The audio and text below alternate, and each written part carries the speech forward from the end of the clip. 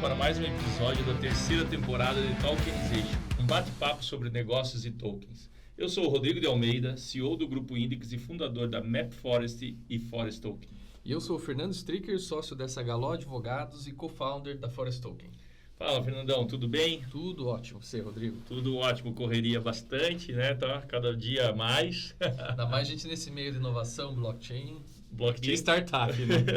Não tem como ser diferente. Nossa, e sempre novidades, né? Uhum. Hoje a gente vem aí para conversar um pouquinho, né? A gente já vem falando sobre o real digital, a gente já conversou sobre algumas questões, mas esses últimos momentos agora a gente teve uma grande virada aí, que foi o Banco Central já dando nome ao filho, né? Exato. Agora eles optaram por criar um nome mesmo, como se fosse a criação do Pix, né? Dar o nome ao filho agora do Drex e acabar não mencionando mais como real digital, né?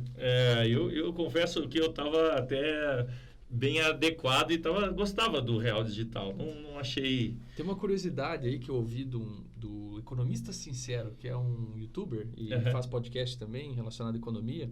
E ele é judeu, da comunidade judaica. Ele falou que Drex é plural de Drek, que na comunidade judaica eles usam para se referir a coisa que é lixo. Então, eu acho que não fizeram uma pesquisa muito aprofundada. Ele falou, olha, isso quando você fala que um produto é ruim, você fala que é Drek ou Drex. Então, esse novo nome acabou tendo esse lado negativo, né? Porra, e ainda dentro da comunidade judaica. Pois é. Pois Mas é, curiosidade. Eu estava vendo algumas coisas da curiosidade também é com o nome, né? O D e o R. Estão relacionados ao digital, real, né? O real digital. Uhum. O E vem de eletrônico, né? De digital, né? Colocando essa função. E o X é a ideia de inovação, né? De transações, né? E tudo mais. Até alguns já fizeram algumas conexões com o Pix. Acho que criou uma certa ligação. Legal. E tem ainda as setinhas ali, né? Que dizem que é as setas relacionadas à mudança e desenvolvimento, né? Então, tem uma justificativa por causa desse Drex. Talvez eles não tenham feito a pesquisa completa. Eu gosto do nome. Eu estou só comentando a curiosidade. Não tô criticando. Eu até acho... Não sei, ainda preciso me adaptar, né? Ao nome Drex. Mas Pix também não era fácil no começo e parecia não fazer sentido, né? Uhum. Então, acho que o Drex aí, desejo que dê tudo certo, né? E o nome pegue. E o nome pegue, e mais do que o nome pegar, eu acho que o importante é o sistema que está sendo criado, esse ecossistema financeiro que tem, como a gente já vem falando, grandes vantagens, né? É um modelo de CBDC híbrido, não é do varejo, não é do atacado. Então, ele é um modelo híbrido. Aí eu gostaria até de explicar, a gente falou um pouco na passada, né? Uhum. Mas como a gente falou de muita coisa, eu acho que isso talvez tenha passado um pouquinho batido, mas a lógica é a seguinte: se você tem alguns CBDCs que fazem um link entre o cidadão e o Banco Central direto. Uhum. E nesse caso não. Nesse caso vai ter os agentes intermediários autorizados, que são bancos, instituições financeiras, e a gente vai ter o relacionamento como consumidor e usuário do Drex, a gente vai ter o relacionamento ainda com o banco. Então, tem algumas críticas aí, Rodrigo, que estão falando, não vai mudar muito além do Pix, ignorando a questão do smart contract, tudo que a gente falou. Você falando assim, no dia a dia do comerciante, o que muda? Olha, vai pagar com Pix, vai pagar com Drex. A diferença é que o Drex tem um potencial maior, tem muito mais volume, né? Valor, tamanho, né? Então... Mas aqui a questão é, o que é o varejo atacado? O varejo seria o teu token direto, linkado com o Banco Central, eu como consumidor tendo relacionamento direto, mas para não mudar tanto o sistema financeiro que a gente tem hoje, foi um caminho mais inteligente a gente manter as instituições financeiras intermediárias e fazer com eles a wallet. Então... E isso parece complexo, mas é bem simples. Você vai abrir uma espécie de conta lá, que é o wallet, com o banco. E você vai transacionar os Drex com o banco. Por um lado, vai ter muita complexidade. Eu acho isso interessante, porque também tem um ponto que a gente precisa levar em consideração. Por exemplo, a China acabou utilizando o modelo contrário, que é um modelo justamente direto com o Banco Central, aonde você consegue ter mais controle. Exato. Né? Então, o Banco Central passa a ter mais controle dentro desse contexto. Outra coisa que eu acho interessante, e aí eu vejo uma vantagem de ser desse formato, é porque também quando a gente fala os bancos, mas o modelo de ecossistema, pelo menos o que está sendo desenhado, é que vai haver uma democratização maior do acesso aos acesso aos bancos e acesso por empreendedores a também o Banco Central.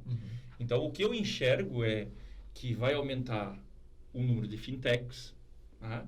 E outras tokenizadoras que, de alguma maneira, vão poder se relacionar diretamente dentro desse ambiente do real digital, fazendo, inclusive, novos serviços que antes eram prestados exclusivamente por bancos, que vão poder ser prestados por outras empresas tokenizadoras, que estejam atreladas ao Banco Central e não necessariamente isso também é algumas suposições, mas o que eu estou enxergando, que necessariamente você não vai precisar ser uma fintech. Né? Você vai poder prestar uma série de serviços, tanto para bancos como para fintechs, que eram antes exclusivos de bancos. Um exemplo, garantia.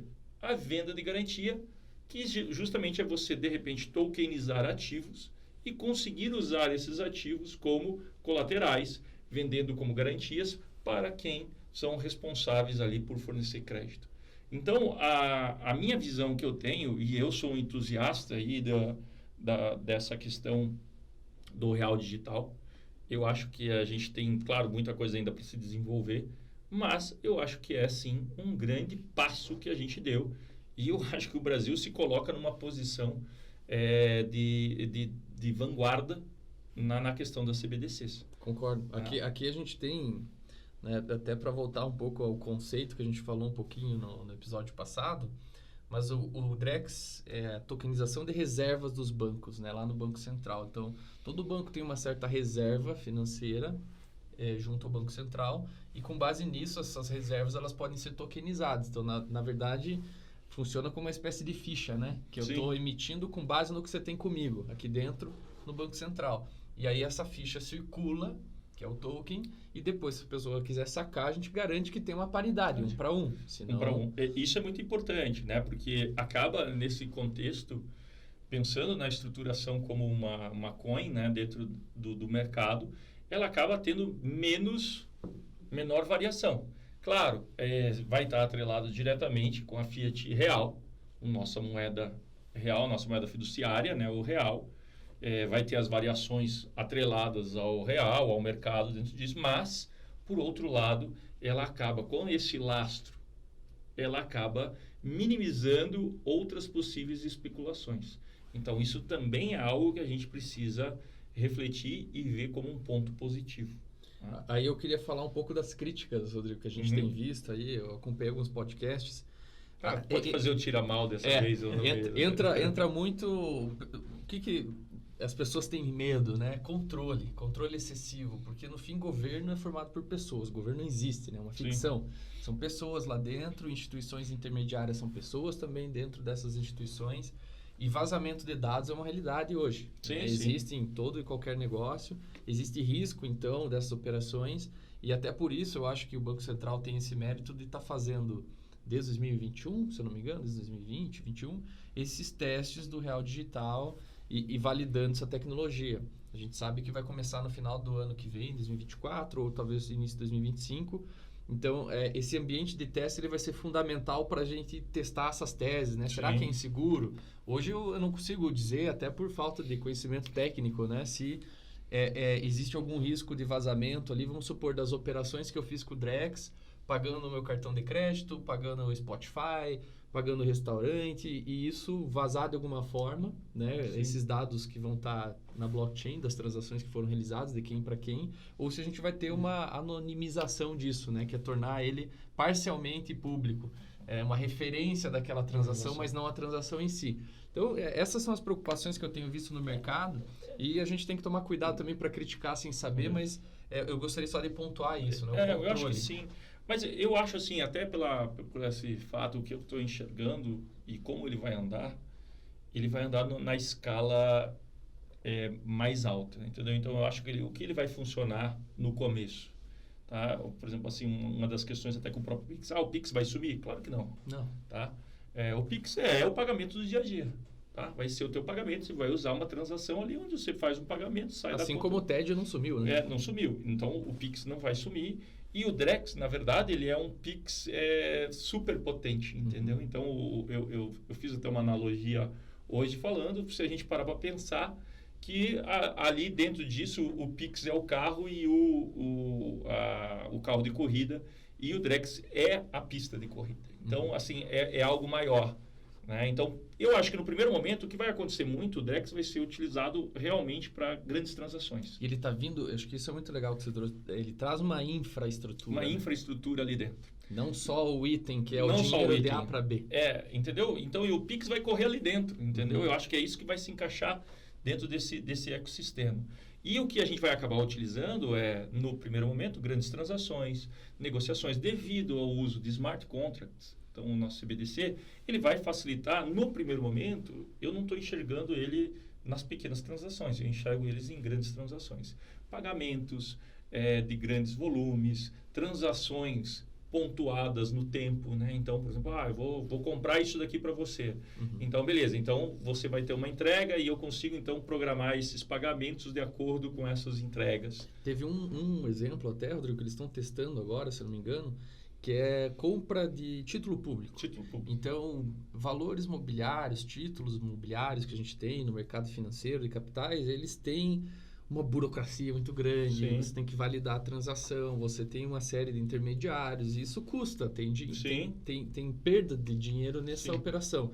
Então, eu vejo que o Drex, ele entrando nisso como uma moeda de atacado, digamos assim, ele vai facilitar algumas transações que hoje já existem, né? Eu comprar um título público de A e de B, né? Que já tem esse título comprado, mas fazer uma transação secundária, eu vou ter uma agilidade na transação, vou ter uma diminuição de custo, eu vou ter talvez automatização de informações dentro do Drex para órgãos fiscalizadores, né? Porque eu vou conseguir programar isso tudo. E isso vai ser a grande beleza. E por isso que eu ainda continuo dizendo que vai acontecer num atacadão, entendeu? Tipo, que é justamente isso que vai facilitar um sistema bancário ficar mais efetivo, mais rápido, mais eficaz, com menos intermediários e, consequentemente, diminuir o custo lá no varejo, entendeu? Então, o que eu vejo por exemplo, nessas grandes aquisições de títulos públicos de uma determinada entidade financeira, consiga usar o Drex para isso, gerando todo esse conceito,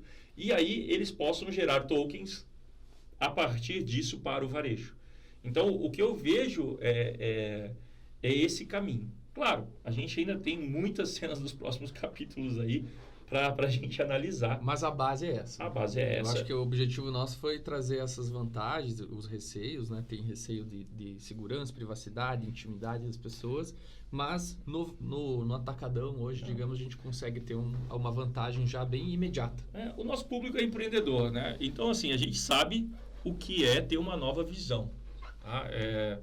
A nova visão, isso historicamente sempre assustou qualquer um, principalmente o coletivo.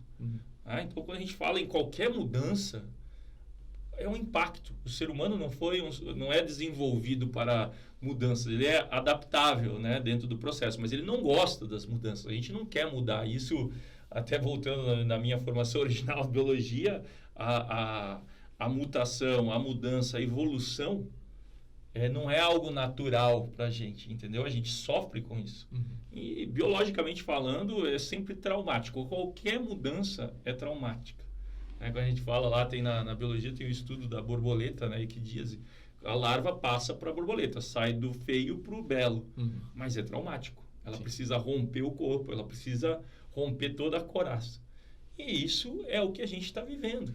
Mudança, medo, pânico, isso não vai dar certo, críticos do apocalipse, isso sempre vai existir. Qualquer mudança que for feita, a gente vai mudar desse formato, né? Vai ter esses medos. O difícil aqui também é que para ter uma discussão sobre isso, né, precisa estudar bastante. É bem difícil a gente entender todas as nuances da tecnologia.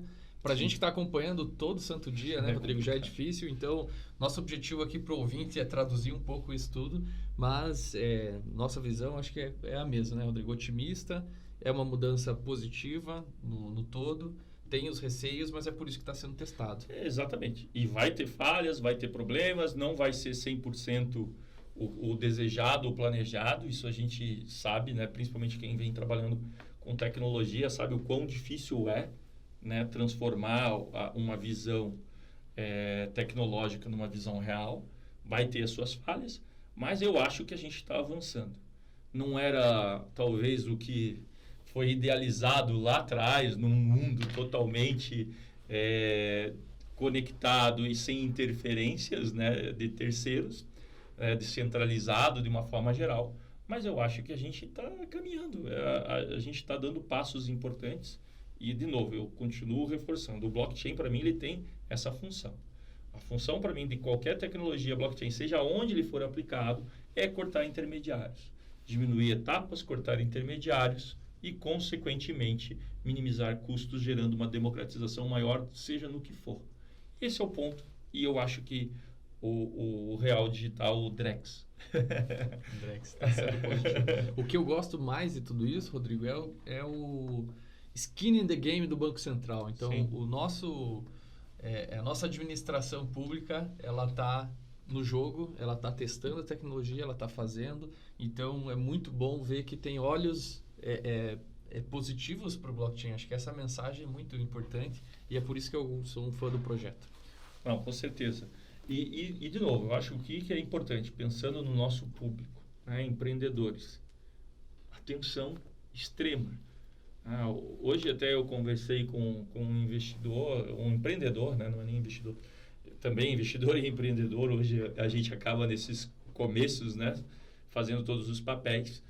E uma das coisas que eu chamei muita atenção para ele, falei, cara, você tem que acompanhar, né, uma empresa que está tokenizando ali serviços ambientais, né, criando uma forma de monetização em cima disso para produtores rurais, com uma estratégia diferenciada.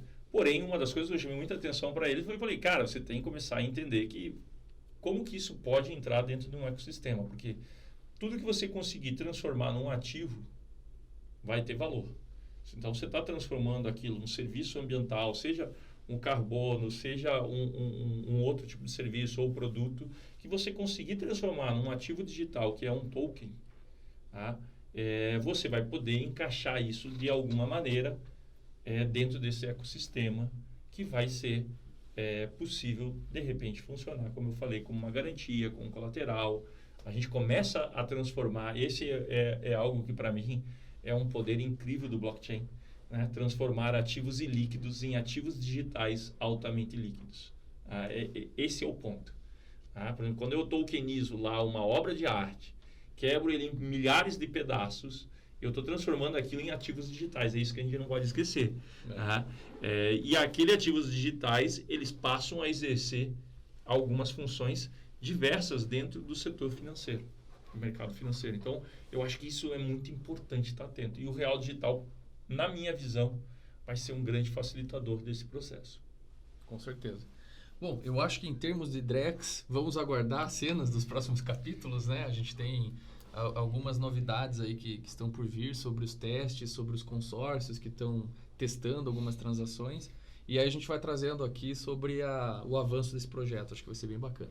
Eu acho assim, só para a gente ir finalizando, existem vários projetos CBDCs em torno do mundo. Acho que basicamente todos os países ali mais desenvolvidos estão hoje criando ou desenvolvendo, ou já desenvolveram suas próprias CBDCs em diferentes formatos. E eu acho que isso vai ser bem interessante, né? Porque muita gente também associa, né, as CBDCs com uma moeda mundial, né? Não sei se você já ouviu Tem essa confusão. essa confusão. Não é. O que eu acho que ele vai ser um grande facilitador para transações comerciais, financeiras entre diversos países, a partir do momento que a gente tiver muito claro e estabelecido os seus próprios CBDCs, né? Então, de novo, vai ser um facilitador, né? Por exemplo, de repente, você trocar um Drex por uma outra moeda, você fazer essa conversão de câmbio imediata, né? seja muito mais rápido, muito mais barato. Com certeza. Mas também a gente não pode confundir com essa ideia que eu já vi aí de teorias de uma moeda global. Uma moeda global, isso é a colonização do mundo. Então, eu só quero deixar bem claro que isso pode até acontecer, né? A gente nunca sabe. Mas não é esse o caminho que a gente está tendo, porque cada país tem sua CBDC, tem suas regras, tem seu formato, tem seus interesses e simplesmente eles poderão sim ser um facilitador. né? Eu acredito que isso vai ser talvez muito mais fácil quando você viajar, se conseguir, de repente, levar simplesmente ali seu cartão e pagar indiferentemente a moeda, sem ter todos os custos envolvidos nas transações de hoje. Bom, eu acho que a gente esgotou, né? Eu acho que por hoje ali, Drex, a gente já tinha falado, vamos esperar, né? Nós temos que trazer a próxima aqui, a gente já tem que combinar, trazer o Henrique, né? Uhum. Henrique que está trabalhando, o Henrique é nosso CTO e está trabalhando aí em uns projetos lá no Banco Central, para a gente ter uma conversa com ele e ver como que estão andando algumas coisas aí, para ver se ele pode abrir algumas coisas para nós. Legal. Bom, pessoal, valeu, agradeço a todos vocês que estão nos ouvindo e se você gostou, compartilhe o Talkization com um amigo, converse com a gente nas redes sociais e fique por dentro dos próximos episódios. Acesse os perfis da Forestalk nas redes sociais, @Forestalk. E até a próxima, galera. Até a próxima.